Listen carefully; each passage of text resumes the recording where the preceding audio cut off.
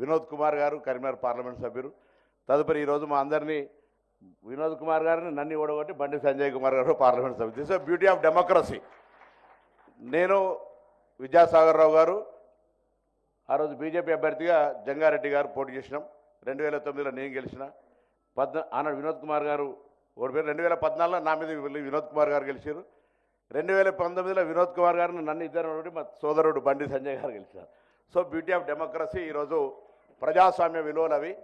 రాజకీయాల్లో ఎవరమైనా కూడా తప్పకుండా మా గురువు చొక్కారావు గారు మాకు ఎప్పుడు నేర్పేవారు, రాజకీయంగా చట్టాన్నన్నా విశ్వసించండి లేదా ప్రజల అభిప్రాయాన్ని గౌరవించి పోరాడమని చెప్పేటువంటి విధంగా విద్యార్థి దశ నుంచి రాజకీయాలు నడుపుకుంటూ చాలా కాలంగా 87లో ఎస్ఆర్ఆర్ డిగ్రీ కాలేజ్ని స్టార్ట్ చేసినాం.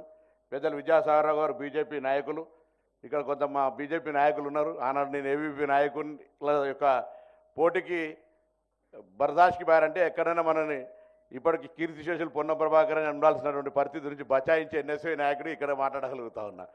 చూస్తున్న రామకృష్ణారెడ్డి గారు అక్కడి నుంచి. సో ఆ విధంగా పోరాటాల మధ్యలో వచ్చిన విద్యార్థి ఉద్యమాల నుంచి వచ్చినాం. కాబట్టి మరి ఈరోజు తప్పకుండా ప్రజాస్వామ్యంలో అటు తెలంగాణ అవకాశం వచ్చినప్పుడు కావచ్చు, పెద్దలందరూ ఇప్పుడే వినోదన చెప్తా ఉన్నాడు, లోక్సభలో బిల్ పాస్ అయ్యే సందర్భం, దాని తదుపరి విద్యాసాగరరావు గారు కూడా ఎప్పుడు మార్గదర్శకత్వంగా ఉండేవాళ్ళం. ఆ విధంగా జిల్లాకు సంబంధించి అన్ని కార్యక్రమాలు, రాజకీయమైనటువంటి విభేదాలు అభిప్రాయాలు ఎన్ని ఉన్నా అందరం కూడా కలిసి ఒక సహృద్భావ వాతావరణంలో మా జిల్లా రాజకీయాలు ఉంటాయి. ఆ విధంగా ఈరోజు పెద్దలు విద్యాసాగరరావు గారికి సంబంధించినటువంటి ఒక పుస్తకం, వారు అనేక సందర్భాల్లో మాకు మార్గదర్శి. నేను పార్లమెంట్లో తిరిగేటప్పుడు కూడా విద్యాసాగరరావు గారు బాగా తిరుగుతుండ్రి, మీరు కూడా బాగా తిరగాలంటే నేను వాళ్ళందరినీ కూడా ఆదర్శంగా తీసుకొని యువకుడిని 42 ఏళ్ళకి ఎంపీ అయినాం. ఉత్సాహం ఉండే మొత్తం గ్రామాలన్నీ తిరగగలిగే విధంగా తిరిగినాం. తదుపరి సరే బ్యూటీ ఆఫ్ డెమోక్రసీలో గెలుపు ఓటములు సహజం కాబట్టి కొంత ఓడినా మళ్ళీ అందరి సహకారంతో అదే ప్రజల ఆశీర్వచనంతో మళ్ళీ ప్రజా జీవితంలో ఉన్నాం.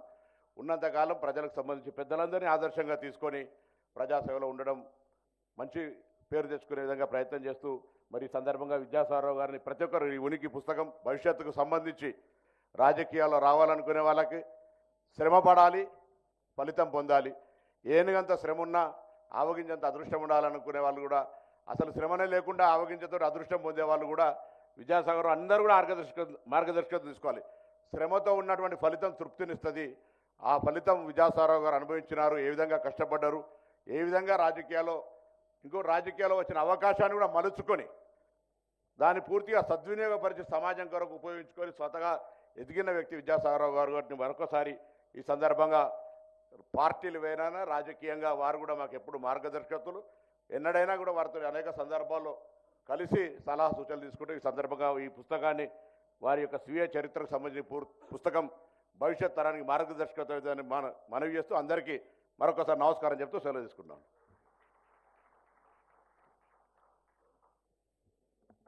విద్యాసాగరరావు గారు 1978లో మంత్రి